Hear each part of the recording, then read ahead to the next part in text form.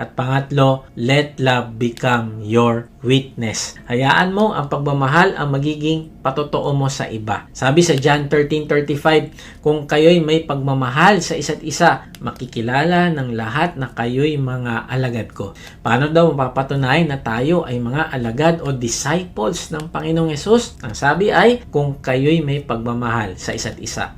At pinag-usapan natin kanina na ang klase ng pagmamahal na ito ay hindi gaya ng pagmamahal ng mundo, kundi ang klase ng pagmamahal na ipapakita natin sa iba ay yung paraan kung paano tayo minamahal ng Panginoong Hesus. Kuya Mike, ibig ba sabihin ito? Kailangan ko maging perpekto na wala na akong karapatang magalit o magkamali at laging nakangiti para lang mapatunayan kong disciple ako o alagad ng Panginoong Hesus? Ang sagot, kapatid, ay hindi. Ang pagiging patotoo ay hindi tungkol sa pagpapanggap na ikaw ay perfect. No, hindi ganon. Ito ay tungkol sa kung paano ka magre-respond kapag nagkamali ka. Ito ay patungkol sa kung paano ka umaamin na mali ang ginawa mo kung ikaw ay nadapa. Ang patotoo mo ay hindi yung maging perpekto na hindi nagkakamali, kundi ang patotoo mo ay kung paano ka humihingi ng kapatawaran kung ikaw ay nagkakamali. Nagpapatotoo ka na ang isang disciple ng Panginoong Hesus ay marunong magpakumbaba at humingi ng kapatawaran. Ang pagiging patotoo mo din na ikaw ay nagmamahal ng kakaiba ay kung paano ka nagpapatawad kapag ikaw naman ang nasaktan. Ibigan, ang pagmamahal na nagiging witness sa iba ay ang authenticity mo at ang kababaang loob mo. Kaya nga, alalahanin mo, kaibigan, na ang pinakamalakas na depensa o ebidensya na totoo ang ebanghelyo ng kaligtasan ay hindi ang galing natin sa pakikipagdebate o ang galing nating magpaliwanag o perfect attendance tayo sa church o marami tayong ritual na ginagawa. No, hindi ito ang pinakamalakas na patotoo na ikaw ay alagad talaga ng Panginoong Hesus. Ang sabi sa talata ay kung kayo'y may pagmamahal sa isa't isa, yun ang totoong witness. Kapag nakikita na sa ating community at church ang pagmamahalan na walang kondisyon, ay doon makikita na tayo talaga ay mga disciples ng Panginoong Hesus. Imagine mo ang proseso ng paggawa ng tinapay. Kapag nagbe-bake ka sa loob ng isang bakery, hindi mo na kailangan lumabas ng kalsada at sumigaw ng napakalakas na may mainit at masarap na tinapay kami rito. Hindi mo kailangan pilitin ng mga tao. Bakit? Dahil yung mismong amoy ng bagong lutong tinapay, yung aroma na lumalabas sa bintana at umaabot sa kalsada, maaamoy yun ng mga dumadaan.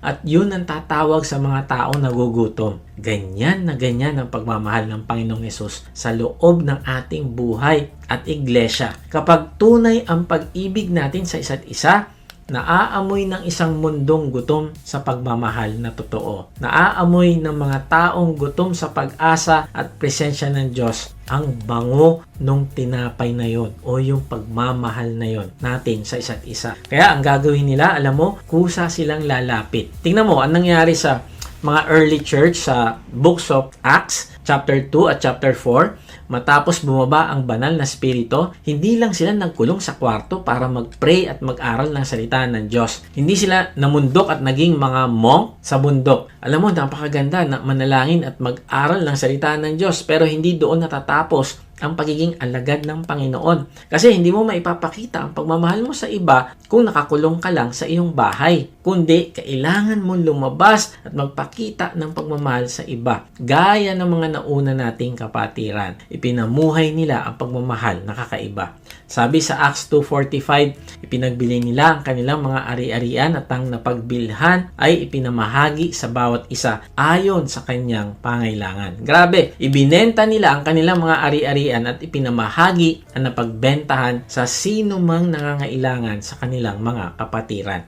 At dahil dito, tingnan mo ang naging resulta. Sabi sa Acts 2:47, nagpupuri sila sa Diyos at kinalulugdan sila ng lahat ng tao at bawat araw ay dinaragdag sa kanila ng Panginoon ang mga nililigtas. At dahil sa kanilang pagmamahalan, ay naging tugon ng mga tao sa kanila? Kinalulugdan sila ng lahat ng tao. At dahil dito, ay nanampalataya sila sa ebanghelyo ng kaligtasan na nasa Panginoong Hesus at sila ay naligtas. Ang sabi ay, bawat araw ay idinaragdag sa kanila ng Panginoon ang mga inililigtas. Kaibigan, ang pagmamahal na nakita sa kanila ang naging dahilan para maging kapani-paniwala ang ebanghelyong ipinangangaral ng mga apostol. Ang pagmamahal ang naging dahilan upang maligtas ang marami nilang kababayan. Kaya nga sabi ni Kevin Van Hooser, the pastor's special charge is to care for the people of God by speaking and showing and by being and doing God's truth and love.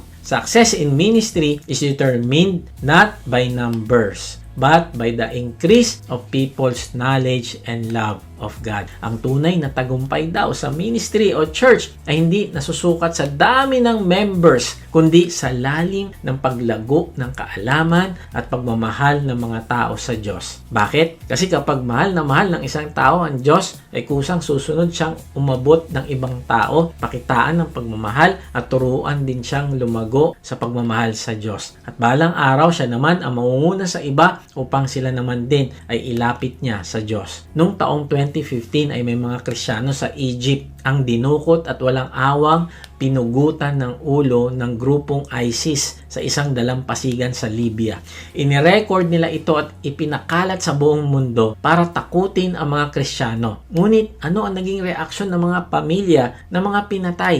Sa halip na mag-rally, magwala o isumpa ang mga terorista, lumabas ang mga asawa at nanay ng mga biktima sa national television. Habang lumuluha, ipinahayag nila sa buong mundo na pinapatawad nila ang mga pumatay sa kanilang mga mahal sa buhay. Ipinag-pray pa nila na sana ay makilala rin ng mga pumatay na ito ang pagmamahal ng Panginoong Hesus. Kaibigan, niyanig nito ang buong Middle East at ang buong mundo. Nakita ng mga taong hindi mananampalataya na may isang uri ng pagmamahal na mas matapang pa kaysa sa kamatayan. Noong panahon ng American Revolution, may isang pastor sa Ephrata, Pennsylvania na nagangalang Peter Miller. Malapit siyang kaibigan ni General George Washington. Now, doon sa kanilang bayan, may nakatira ring isang lalaki na nagangalang Michael Whitman. Si Michael ay isang taong puno ng galit at masamang hangarin at ginawa niya ang lahat ng kanyang makakaya para labanan, siraan at pahirapan si Pastor Peter Miller. Siya ang pinakamatinding kaaway ng pastor.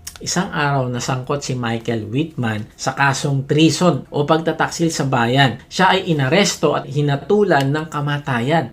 Nang malaman ito ng matandang pastor, alam mo kung anong ginawa niya? Hindi siya natuwa. Hindi niya sinabi, buti nga sa kanya, karma niya yan eh. Hindi. Ang ginawa ni Pastor Peter ay naglakad siya ng mahigit 110 kilometers mula Ephrata hanggang Philadelphia para lang magmakaawa na iligtas ang buhay ng taong ito.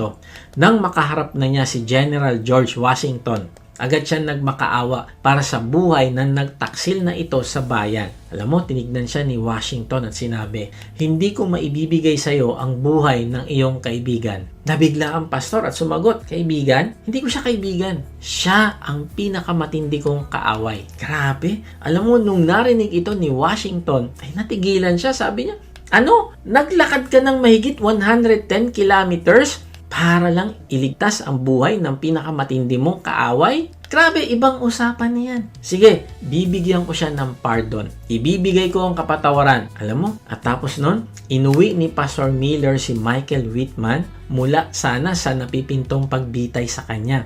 Bumalik sila sa kanilang bayan, hindi na bilang isang magkaaway, kundi bilang isang matalik na magkaibigan na. Kaibigan, yan ang tinatawag na apologetic of love. Yan ang public witness nang makita ni Washington at mga kasama nito ang isang kakaibang pagmamahal, ay natigilan sila, natutong magpatawad at mangibabaw ang grace. Kuya Mike, ibig ba sabihin kapag may gumawa sa akin ng masama o nanira sa pangalan ko, kailangan ko rin maglakad ng 100 kilometers o gumawa ng napakalaking sakripisyo para tulungan siya? Ang sagot ay hindi natin ito kailangan gawin ng literal. Pero ang prinsipyo ay yes. Tinatawag tayo na gumawa ng extra mile sa pagpapatawad. Kasi ang pagmamahal na nagiging witness para sa kaligtasan ng iba ay pagmamahal na gaya ng pagmamahal sa atin ng Panginoong Hesus. Sabi sa Matthew 5:44, ngunit ito naman ang sinasabi ko, ibigin ninyo ang inyong mga kaaway at ipanalangin ninyo ang mga umuusig sa inyo. Now, paano natin ito isasabuhay sa praktikal na paraan? Ipanalangin mo ng taos puso yung taong nanira sa iyo. Huwag kang gumanti sa social media.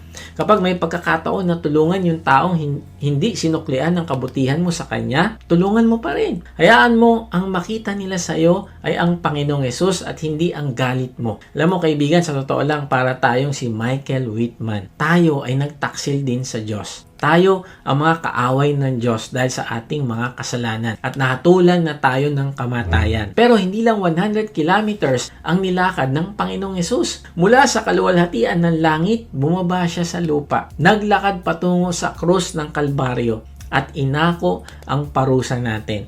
Inalis niya tayo mula sa kamatayan pabalik sa kanyang presensya. Hindi na bilang mga kaaway, kundi bilang mga tinubos na kaibigan at minamahal na anak ng Diyos. Kaya kung nais mong sagipin ka ng Panginoong Hesus mula sa kadiliman at kasalanan, ay manampalataya ka sa Kanya ngayon na Siya ang nagbayad ng iyong kasalanan sa krus. Ipahayag mo ito sa pamamagitan ng isang panalangin. Sabihin mo sa Kanya, Panginoong Hesus, inaamin ko po na ako ay makasalanan. Patawarin niyo po ako. Nananampalataya po ako na Ikaw ang nagbayad ng lahat kong kasalanan sa krus. Ngayon nga ay binubuksan ko na ang aking puso. Pumasok ka at manahan sa akin. Tinatanggap kita bilang aking Panginoon at tagapagligtas. Simula ngayon, ay tatalikdan ko na ang aking kasalanan. Salamat sa pagliligtas mo sa akin sa walang hanggang kaparusahan. Tulungan mo ako na lumago sa aking pagmamahal sa iyo. Amen. Paano nga ba natin isasabuhay ang kakaibang pagmamahal na inaasahan sa atin ng Diyos?